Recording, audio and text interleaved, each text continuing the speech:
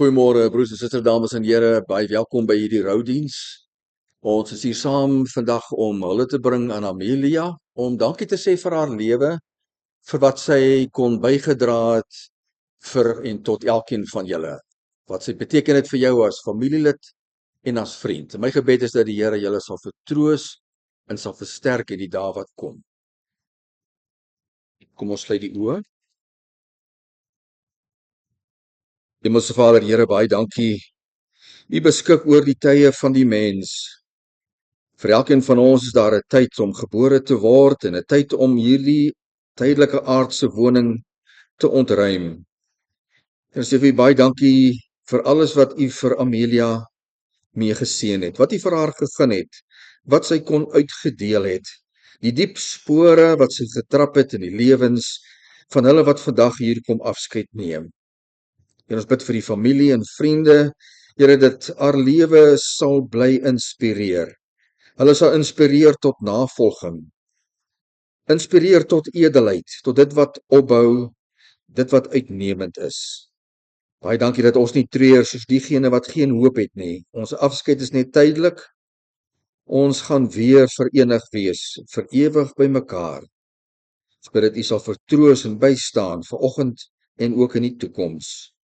Ons bid dit in Jesus se naam. Amen. Ons staan vanoggend stil by 'n enkele Bybelversie en wel uit Psalm 34 vers 18. Regverdiges roep om hulp en die Here luister. Uit al hulle benoudhede red hy hulle. Voorsitter, ons verstaan heelwat meer van hierdie versie as ons voorbegin. Voor by vers 1 van hierdie Psalm. Ek lees vir u van Dawid, toe hy hom kranksinnig gehou het voor Abimelech, die hom weggejaag en hy toe weggegaan het. 'n Stukkie geskiedenis, maar meer belangrik as 'n stukkie geskiedenis, dis die rede vir hierdie Psalm. En as ons die Psalm behoorlik moet verstaan of wil verstaan, moet ons tog agter die kap van die byl kom. Waar kom dit vandaan? Wat gee vir Dawid die rede om te sê wat hy sê? Hoe vind hy uit? Hoe weet hy dat regverdiges roep om hulp en die Here luister? Ons begin by vers 1, die rede en die stukkie storie. Om by vers 1 'n bietjie stil te staan, vind ons in 1 Konings 21, en dit is die verhaal van Dawid wat gevlug het. Dawid vlug voor koning Saul en die Israeliese leer, hulle wil hom vermoor, eenvoudig net omdat Saul verskriklik jaloers was oor Dawid. En Dawid dink by homself, wel, as ek nou gaan wegkruip by Israel se vyande, die Filistyne, hulle was Israel se buurland en aardsvyande, dan gaan ek veilig wees daar. Niemand gaan my tog soek by die Filistyne nie, en die leer sal ons nie hier intrek om my te kom soek nie, want dan dink die Filistyne, dis weer oorlog, en hulle monteer en kry hulle hele leer by mekaar, en dan is daar oorlog. En so kom hy daar aan en by die koning uit. Maar toe begin die probleme. Hy het gedink die koning sal vir hom veiligheid kan gee. Ja, jy's welkom, kom bly hierso by ons, alles is reg so. Net die teenoorgestelde gebeur. Die koning se amptenare erken vir Dawid en hulle vertel vir die koning, hy het meer as duisende Filistyne het Dawid al in oorlog doodgemaak. En dan besef Dawid sy lewe is op die spel. En wat hy dan doen is, hy laat sy speeksel, hy kwyl laat sy speeksel afdruk in sy baard en hy krap teen die hekke en so aan. Hy probeer voorgee dat hy mal is. En die koning is oortuig daarvan. En die koning sê vir sy mense, wat bring julle hierdie malman hier in? Wat het ek met mal mense te doen? Vat hom weg. En so red die Here Dawid se lewe. En dan Psalm 34, Dawid se dankbaarheidspsalm. Vers 2, ek wil die Here die hele tyd prys. Vers 3, in die Here sal ek roem, verdruktes sal dit hoor. Ons kan goed verstaan hoekom hy die Here so prys. Die Here het letterlik sy lewe gered. Maar as ons aanlees, ontdek ons ietsie bykomend. Vers 5. In vers 5 sien ons dat Dawid het 'n pragtige verhouding met die Here gehad. Ek het die Here geraadpleeg en hy het my geantwoord. Dis 'n verhouding. Ek het met die Here gepraat, hy het die Here opgesoek. Hy sê nie waaroor nie, hy sê die Here antwoord hom. So, dan kom ons agter, dis nie net 'n kwessie van 'n persoon wat die Here eenmal gered het en nou uit dankbaarheid skryf jy 'n psalm nie. Groot verskil tussen so iemand en iemand wat 'n verhouding met die Here gehad het. U versef, die Ou Testament, broer en suster, vertel vir ons die meeste van 'n enkele lewe, en daai lewe is Dawid. Daar's net een enkele persoon in die hele Ou Testament wat ons meer van lees, en dis die Here.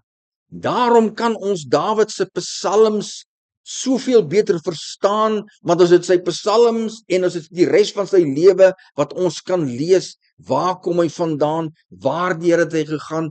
Wat was sy probleme? En daai man het 'n swaar lewe gehad, my broer en suster. Vir meer as 'n jaar en 'n half moes hy gedurig vlug voor die leer, en so het 'n paar keer is hy om die lewe gebring. Nou verstaan ons, die man praat uit 'n verhouding van al daardie gebeure in sy lewe.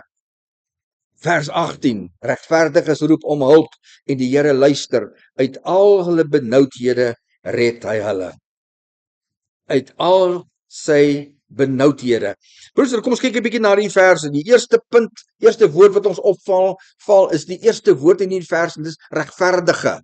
Regverdige. En onmiddellik sal 'n mens dink, watter hoogmoed vir enigiemand om jouself 'n regverdige te noem. Want hierdie vers beteken dat Dawid hom skaar by regverdiges. Hy praat van regverdiges, meer as een. Roep om hulp en die Here luister. Dis presies nou wat gebeur het. Maar as ons kyk na die res van die verhaal van Dawid in die Bybel, dan besef 'n mens, daardie persoon was alles behalwe hoogmoedig. Al was hy 'n koning gewees, was hy alles behalwe hoogmoedig. 'n Baie nederige persoon. So regverdige is nie wat hy besluit is regverdig nie. Dis een ding om te sê, ek is regverdige want ek is dan 'n goeie persoon en ek doen dit en ek doen dat en so voort. 'n Mens kan maklik jouself labels, etikette toeëien van ek is dit en ek is dat, terwyl dit heeltemal subjektief is wat ek dink, nie wat ander dink nie. Nee, Dawid wys terug na die Here. Die Here gaan tog nie iemand 'n regverdige noem as jy nie regverdig in jouself is nie. Die regverdige is wie die Here besluit is regverdig. In die boodskap van die Ou Testament, in die tyd van Dawid se lewe, mense is regverdig genoem wanneer hulle gehoorsaam was aan die Here, wanneer hulle gedoen het wat die Here van hulle verwag. Daarom skaar hy hom by regverdiges. Ek doen wat die Here van my verwag. So daar's twee kante van hierdie storie. Die Here red nie net nie. Die Here red binne die konteks van jou verhouding met hom. Die Here red wanneer jy doen wat die Here van jou verwag. Dan staan die Here by jou. Regverdige. Hy doen wat die Here van hom verwag. En net so iemand anders kan jy jouself 'n regverdige doen as jy elke dag daarna strewe om te doen wat die Here van jou verwag. Regverdig is nie sondeloos nie, broer en suster. Alles behalwe. Dis nie dat die Here verwag van iemand om eers sondeloos te wees voordat hy jou 'n regverdige noem nie. Nee, regverdigheid is 'n ingesteldheid en die daad van gehoorsaamheid aan die Here. Ja, terwyl jy nog sonde pleeg met jou sonde. Anderste, wie sal die Here red en help as daar net mense is wat regverdig is as hulle sonder sonde is? Dawid roem op die Here se getrouheid. Dan sê hy, die Here luister. My broers, hy roem, hy breek met die Here as ware. Die Here luister. Hoe kan die Here luister as hy nie weet nie? Hoe kan die Here luister as hy nie gedurig weet wat aangaan nie? Die Here moet tog teenwoordig wees heeltyd in jou lewe om te weet wat is dit wat jy behoeftig aan het. Wat is jou behoefte? Wat is jou nood? Wat het ek help mee nodig? En dan alleen kan 'n mens sê, maar die Here luister. Hy luister want hy's in my lewe. Hy kan nie luister as hy nie in my lewe is. Omdat die Here 100% getrou is, het hy altyd geweet waardeur Dawid gaan en was hy altyd reg om te luister. Uit al hulle benoudhede red hy hulle. Die laaste deel van vers 18. Uit al hulle benoudhede red hy hulle. As ons gaan kyk na die vorige verse voor hierdie vers, dan ontdek ons hierdie is eintlik 'n herhaling. Hy het alreeds so iets gesê in vers 5. Ek het die Here geraadpleeg, om raad gevra. En hy het my geantwoord, van al my verskrikkinge het my gered. Van al my verskrikkinge het hy my gered. Uit al benoudhede red hy hulle. Die woord al klink ook vir ons onvanpas. Maar dis juis besig, hy's juis besig om die karakter van die Here hier na vore te laat bring. Dit gaan nie net oor wat die Here doen nie, dit gaan oor wat is agter die Here se dade, sy karakter, wie is hy as persoon. Hy red uit alles, 100%, volkome. En dit bring ons uit by die Here se getrouheid, en dan die kersie op die koek, die Here se almag. Net die Here se almag kan hom in staat stel om uit alle verskrikkinge, alle benoudhede, alle probleme, alles wat ek nodig het vir die Here, vir my te red, te help. Niemand van ons kan dit doen nie, dis hoekom ons na die Here kyk, ons hoop op hom vestig.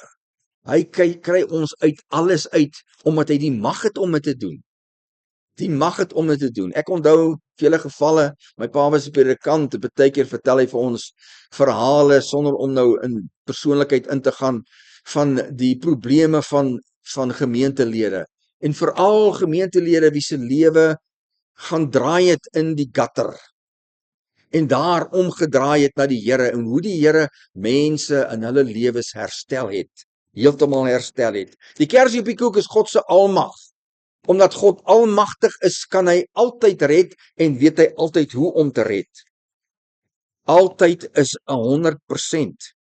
My broers en susters, die God van Dawid is presies dieselfde Here wat ons vandag het. Hy's nog net so getrou. Hy's nog net so almagtig. Hy kan alles oplos. Daar's niks wat hy ons nie meer kan help nie. Al wat ons doen is, ons moet vra. Ons moet vra, want dit is heeltemal verniet. Amen. Hemelse Vader, baie dankie vir die lewe agter die getuienis. Wat help dit as daar 'n getuienis is, en dit kan nie gerigsteen word deur 'n lewe wat vir ons wys hoe jy uitkom by daai getuienis. Koning Dawid, van wie ons soveel leer, soveel van sy verskriklike swaar jare van vervolging, dat u die teenstaande getrou was aan hom, Here, by hom bly staan het, altyd daar was vir hom, altyd die mag gehad het, altyd geweet het wat om te doen. En so het hy u leer ken as 'n getroue God. En so ons ook. U nooi vir almal van ons uit, elkeen, elke dag, om u getrouheid op die proef te stel. Om te kyk wat 'n verskil u in ons lewens maak. En om te weet, maak nie saak wat vir ons wag nie. U is almagtig. U is altyd daar en u sal altyd 'n antwoord hê, maak nie saak wat 'n probleme ons ervaar nie. In Jesus se naam. Amen.